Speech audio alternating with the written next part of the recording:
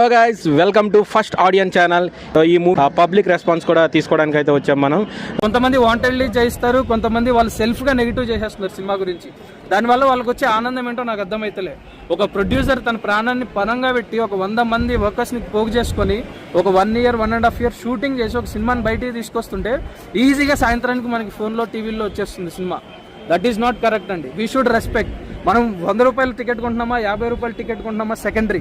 ఒక సినిమాని నా ఎంజాయ్మెంట్ కోసం నేను నా టైం వేస్ట్ అన్నాను, నా లైఫ్లో కొంత టైం స్పెండ్ చేసి థియేటర్కి వస్తున్నాను అంటే end of the day I'm the one who is suppose to feel happy. అది ఫ్లాప్ అయితే నేనే బాధపడతా, హిట్ అయితే నేనే 10 మందికి చెప్తా, ఫ్రెండ్స్తో ఎంజాయ్ చేస్తా.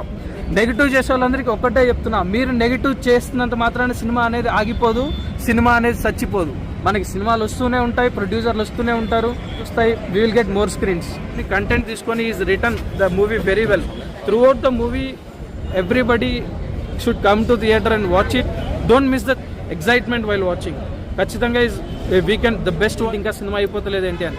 బట్ ట్రూ సినిమాల వరకు మాత్రం ప్రతి ఒక్క సీన్ ఎంగేజింగ్గా ఉంటుంది.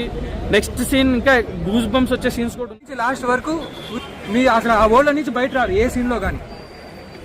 సో మీరు అసైన్మెంట్ నా థియేటర్ ఇది 100% ఫుల్ ఎంజాయ్మెంట్. అసలు ఫస్ట్ సీన్ నుంచి ఎన్ని సీన్ వరకు విల్ అసలు అదే the biggest thing is the world building. First scene నుంచి ఎండ్ సీన్ వరకు నీకు అసలు ఎక్కడ అసలు బయట ప్రపంచమే తెలియదు.